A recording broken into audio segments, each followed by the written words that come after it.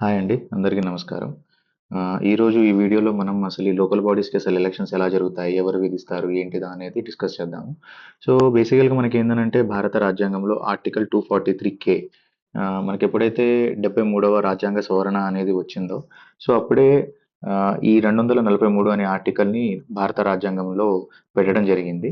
So, బేసికల్‌గా మీకొక చిన్న ఎగ్జాంపుల్ తీసుకొని చెప్పాలనంటే ఆర్టికల్ 243 నుంచి 243 ఓ ఇదేంటిదనంటే ఇది పంచాయతీకి సంబంధించిన ఆర్టికల్స్ అండి ఇవి.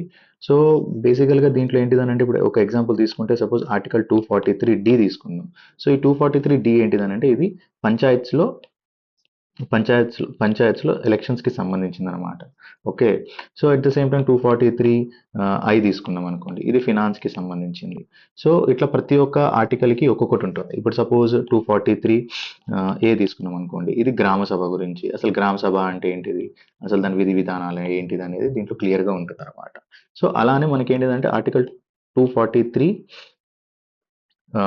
ఉంటుంది. సో, ఇదేంటిదనంటే ఇది ఎలక్షన్స్‌కి సంబంధించిందనమాట. ఓకే. సో, అలా ఉంటుంది. అట్ ద సేమ్ టైమ్ మనం చూస్తే ఈ కంప్లీట్‌గా స్టేట్ ఎలక్షన్ కమిషన్ అనేదే ఈ పంచాయత్స్‌కి ఎలక్షన్స్ కండక్ట్ చేస్తుంది. సో, మొత్తం అంటే ఒక ఎలక్షన్ ప్రాసెస్ అనేది ఎలా చేయాలి, ఏంటిదా అనేది అది కంప్లీట్‌గా స్టేట్ ఎలక్షన్ కమిషన్ అనేది చూసుకుంటుంది. ఈ స్టేట్ ఎలక్షన్ కమిషన్‌ని బేసికల్‌గా గవర్నర్ అపాయింట్ చేస్తారు. సో, గవర్నర్ మీద డిపెండ్ అయ్యి ఉంటుంది. పర్టిక్యులర్ స్టేట్ ఎలక్షన్ కమిషనర్ అనే వ్యక్తి ఎన్ని సంవత్సరాలు ఉండాలి, ఏంటిదా అనేది అది కంప్లీట్‌గా గవర్నర్ మీద డిపెండ్ అయ్యి ఉంటది. మీకు సింపుల్‌గా ఒక ఎగ్జాంపుల్ చెప్పాలనంటే లాస్ట్ టైం బీఆర్ఎస్ పార్టీ పవర్‌లో ఉందండి. సో, బేసికల్‌గా వీళ్ళకి ఎవరైతే ఫేవర్‌గా ఉంటారో వాళ్ళని తీసుకొచ్చి పెట్టుకుంటారనమాట. సో, ఇప్పుడు కాంగ్రెస్ పార్టీ పవర్‌లోకొచ్చింది కాబట్టి, ఇప్పుడు కాంగ్రెస్ పార్టీకి ఎవరైతే ఫేవర్‌గా ఉంటారో వాళ్ళు తీసుకొచ్చి పెట్టుకుంటారు. సో, ఇది బేసికల్‌గా ఏందనంటే ఈ ఎలక్షన్ కమిషన్‌కి సంబంధించి చాలా క్రిటిసిజం అనేది ఉంది. మొత్తం ఎంటైర్‌గా ఈ ఎలక్షన్స్ అనేవి ఫ్రీ అండ్ ఫెయిర్‌గా జరగట్లేదు. కంప్లీట్‌గా రూలింగ్ పార్టీకి సపోర్ట్ చేస్తున్నారనేది ఒక ఆరోపణలో అయితే మనం రీసెంట్ ఎగ్జాంపుల్స్‌లో గూడా రీసెంట్ న్యూస్‌లో గూడా చూడొచ్చు. అండ్ ఇట్లా చాలా ఎగ్జాంపుల్స్ ఉన్నాయి. అది సెంట్రల్ లెవెల్‌లో కానివ్వండి, లేకపోతే స్టేట్ లెవెల్‌లో కానివ్వండి, ఎక్కడైనా కానివ్వండి. ఓకే. సో, నెక్స్ట్ చూస్తే అసలు రిజర్వేషను. ఈ రిజర్వేషన్ అనేది ఆహ్, చూస్తే ఇప్పుడు బ్యాక్వర్డ్ క్లాసెస్ అంటే ఓబీసీస్‌కి తీసుకుంటే 27%. దాని తర్వాత ఎస్సీస్‌కి తీసుకుంటే 17% అండ్ ట్రైబ్స్‌కి తీసుకుంటే 10%. సో, ఇక్కడ ఉమెన్‌కి తీసుకుంటే 1/3 అండి. 1/3 అంటే ఏం లేదు. సింపుల్‌గా 33% రిజర్వేషన్ అనేది ఇవ్వాలి. కాకపోతే మీకు లాస్ట్ వీడియోలో గూడా నేను చెప్పినట్టు ఏంటిదనంటే, లాస్ట్ టైమ్ 2019 ఎలక్షన్స్‌లో లోకల్ బాడీ ఎలక్షన్స్‌లో ఉమెన్స్‌కి 50% రిజర్వేషన్ అనేది ఇక్కడ తెలంగాణ గవర్నమెంట్ అనేది ఇచ్చిందండి. Okay. So, at the same time ఇక్కడ ఈ 27% గూడా ఇది 23% కిందికొచ్చింది. ఎందుకనంటే మనకొక్కడ ఇక్కడ మనకు ఇంద్ర సహాని కేస్ అని ఒకటుంటుందండి. సో, బేసికల్‌గా ఇందిరా సహాని కేస్ ద్వారా ఏంటిదనంటే, జనరల్‌గా ఏ స్టేట్‌లో అయినా గాని, ఎవరికైనా గాని రిజర్వేషన్ అనేది 50% దాటకూడదు. ఇప్పుడు సపోజ్ ఇప్పుడు మీరు ఇక్కడ తీసుకుంటే యాస్ పర్ స్టేట్ గవర్నమెంట్ ప్రకారం తీసుకుంటే 27, 17, 10 తీసుకుంటే 14, 1 మొత్తం 54% దాకా పోతుంది. సో, దీన్ని ఏం చేశారనంటే బీసీస్‌లో ఒక 4%, 3% రిజర్వేషన్ తగ్గించి దీన్ని ఎంటైర్‌గా మొత్తం కంప్లీట్‌గా 50%కి తీసుకొచ్చారండి. ఓకే. సో, ఇదొకటి గుర్తుపెట్టుకోండి. ఆహ్ ఇదొకటి గుర్తుపెట్టుకోండి. సో, దాని తర్వాత బేసికల్‌గా ఇక్కడ మనకు ఆహ్, అసలు రిజర్వేషన్ అనేది ఎలా డిసైడ్ చేస్తారు? ఈ పలానా గ్రామ పంచాయతీ ఇది ఎస్సీ కిందకొస్తుంది. లేకపోతే ఇది పలానా గ్రామ పంచాయతీ ఎస్టీ కిందకొస్తుంది. సో, ఇది ఎట్లా మనల్ని డిసైడ్ చేస్తారు?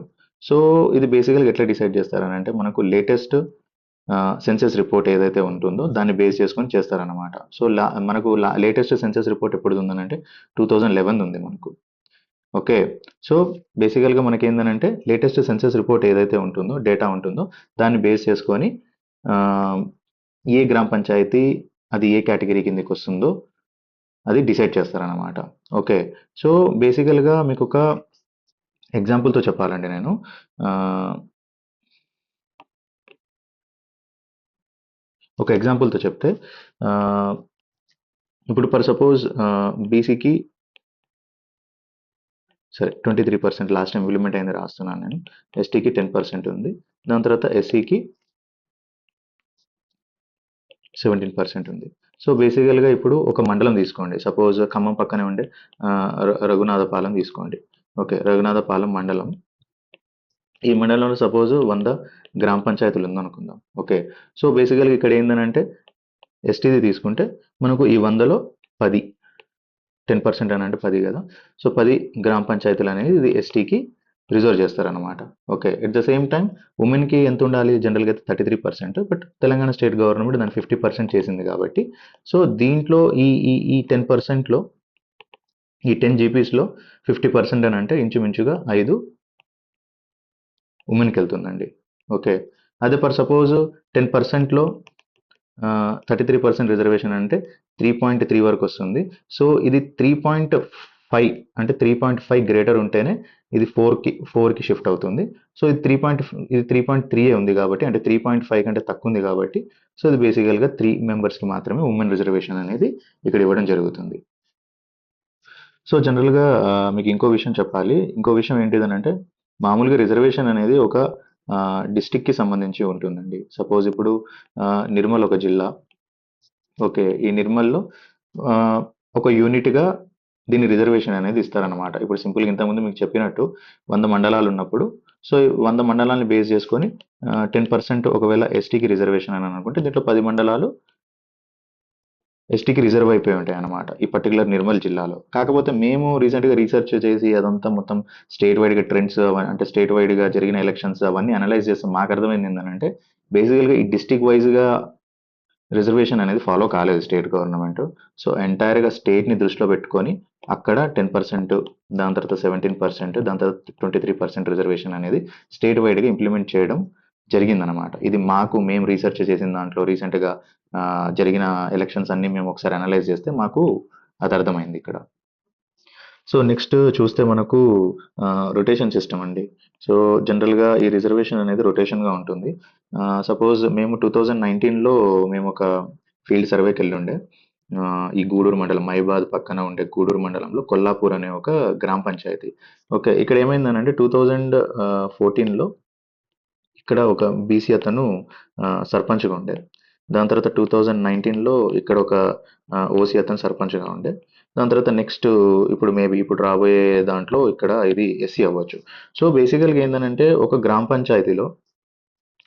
పంచాయతీలో మనకు మల్టిపుల్ క్యాస్ట్ పీపుల్స్ ఉన్నప్పుడు ఏంటిదనంటే రిజర్వేషన్ అనేది చేంజ్ అవుతా వస్తుంది. ఓకే, ఒక పీరియడ్‌లో ఒకటుంటుంది. ఇంకో పీరియడ్‌లో ఇంకోటుంటుంది. ఇంకో పీరియడ్‌లో ఇంకొకరు ఉంటారనమాట. అంటే ఒక టెన్యూర్‌కి రిజర్వేషన్ అనేది చేంజ్ అవుతుంది. ఓకే, సపోజ్ ఇప్పుడు మీరు వేరేది చూసుకుంటే, ఇప్పుడు సపోజ్ మీరు ఆదిలాబాదు లేదనంటే ఇటు అషరావుపేట సైడ్ కానివ్వండి, లేకపోతే కొన్ని ఖమ్మం జిల్లాలలో కొన్ని పర్టిక్యులర్ తాండాస్ ఉంటాయి. ఇటు మహబూబ్‌నగర్‌లో కొన్ని తాండాస్ ఉంటాయి. అక్కడ ఏందనంటే కంప్లీట్‌గా 100% ఎస్టీ, ఐదర్ లంబాడా కానివ్వండి, లేకపోతే ఆహ్, మన ఆదిలాబాద్ సైడ్ ఎళ్ళినప్పుడు అక్కడ గోండ్స్ ఉంటారు కాబట్టి, సో ఎంటైర్‌గా వాళ్ళే ఉంటారు కాబట్టి, ఇక్కడ రిజర్వేషన్ అనేది ఏమి ఉండదు. అంటే ఐ మీన్ చేంజ్ కాదు. అంటే రొటేషన్ ప్రాసెస్‌లో ఏమి ఉండదు. వేరే ఇప్పుడు నేను మీకు ఒక ఎగ్జాంపుల్ తీసుకొని చెప్పాను కదా. ఇట్లాంటి గూడూరు మండలంలో ఉండే కొల్లాపూర్ అనే గ్రామ పంచాయతీలో ఏందనంటే, అక్కడ ఓసీ ఉన్నారు. దాని తర్వాత బీసీ ఉన్నారు. ఎస్సీ ఉన్నారు. దాని తర్వాత ఎస్టీ ఉన్నారు. ఇదేందనంటే ఈ ప్రాసెస్ అనేది ప్రతి ఒక్క ఎలక్షన్‌కి ఈ రిజర్వేషన్ రొటేషన్ అనేది చేంజ్ అవుతా వస్తుందనమాట. సో బేసికల్‌గా ఇదెందుకు ఇలా ఇట్లా చేంజ్ అవ్వకుంటా ఎందుకొస్తదని అనుకుంటే, హ్మ్, అందరికీ ఛాన్స్ ఇవ్వాలి. ప్రతి ఒక్క సామాజిక వర్గానికి ఆ గ్రామ పంచాయతీలో ఛాన్స్ ఇవ్వాలి అనే ఒక ఉద్దేశ్యంతోటి ఈ అంటే ఈ రొటేషన్ సిస్టమ్ అనేది తీసుకురావడం జరిగింది. సో, ఇంకో విషయం చెప్పడం మర్చిపోయానండి. ఈ రొటేషన్ ప్రాసెస్‌లో మీకు ఇంకొక ఎగ్జాంపుల్ చూపించాలనుకుంటున్నాను నేను. ఆహ్, 1 సెకండ్.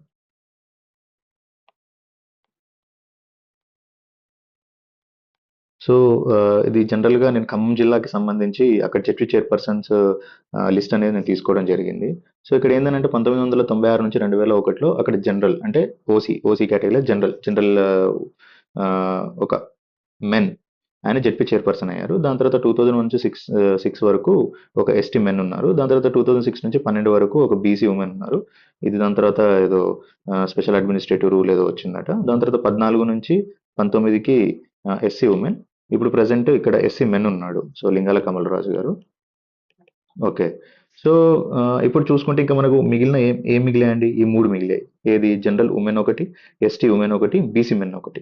సో ఇప్పుడు ఏం చేస్తారనంటే సేమ్ ఇప్పుడు ఈ మూడిటిని ఒక లక్కీ డ్రాలో ఏస్తారనమాట. ఒక లక్కీ డ్రాలో వేసి చీటీ తీస్తారు. సో ఆ చీటీలో ఎవరిదైతే వస్తుందో వాళ్ళకి నెక్స్ట్ జెడ్పీ చైర్పర్సన్ వాళ్ళు అవ్వచ్చు అనమాట. ఇప్పుడు సపోజ్ ఇప్పుడు చీటీలో సపోజ్ బీసీ మెన్ వచ్చిందనుకోండి. సో ఇక్కడ బీసీ మెన్ ఈసారి జెడ్పీ చైర్పర్సన్ ఖమ్మం జిల్లాకి ఉండబోతారనమాట. సో ఈ లాటరీ సిస్టమ్ అంటే ఏంటిదో చూద్దామండి. ఇదో మీకు ఒక చిన్న ఎగ్జాంపుల్ ద్వారా చూపిస్తాను నేను. ఫర్ సపోజ్ మంచిర్యాల మంచిర్యాల జిల్లా తీసుకుందాం. సపోజ్ దీంట్లో ఒక 100 గ్రామ పంచాయతీలు ఉన్నాయనుకోండి. ఓకే. మనకు తెలిసింది ఏంటిది 10% ఎస్టీకి రిజర్వేషన్ ఇవ్వాలి. అంటే ఈ 100లో 10% అని అంటే 10 గ్రామ పంచాయతీలు. ఓకే. ఫర్ సపోజ్ ఒక గ్రామ పంచాయతీ తీసుకుందాం. అక్కడ 80% ఎస్టీ పాపులేషన్ ఉంది. ఓకే. ఇంకో గ్రామ పంచాయతీ 70%. ఓకే. ఇంకో గ్రామ పంచాయతీ 60%. ఇంకో గ్రామ పంచాయతీ 50%. ఇంకో గ్రామ పంచాయతీ 40%. ఇంకో గ్రామ పంచాయతీ 30%. ఇంకో గ్రామ పంచాయతీ 20%. ఇంకో గ్రామ పంచాయతీ 10%. ఓకే. సో, ఇక్కడ తీసుకుంటే 8 వచ్చాయి. కానీ లెక్క ప్రకారంగా ఎస్టీస్‌కి రావాల్సింది ఎంత అండి? 10 రావాలి. అంటే 2 బ్యాలెన్స్ ఉన్నాయి. అప్పుడు ఏం చేస్తారనంటే ఈ 8 గ్రామ పంచాయతీలు కాకుండా ఈ 100లో ఈ 8 గ్రామ పంచాయతీల పేర్లు తీసేసి మిగతా 92 గ్రామ పంచాయతీలకి చిట్టీలు రాస్తారనమాట. ఓకే. చిట్టీలు రాసి ఇలా ఒక డ్రాలో వేస్తారు. ఇలా ఒక డ్రాలో వేసి ఆ చీటీలనేవి తీస్తారనమాట. సో, దాంట్లో వచ్చిన పేరుని ఎస్టీ జాబితాలోకి కలిపేస్తారు. ఓకే. సో, బేసికల్‌గా మనం చూడవచ్చు కొన్ని గ్రామ పంచాయతీలో అసలక్కడ ఎస్టీ పాపులేషన్ అనేది ఒకటో, రెండో ఇల్లులుంటాయి. కానీ అక్కడ మనం వాళ్ళని సర్పంచ్‌గా చేయడం చూస్తాము.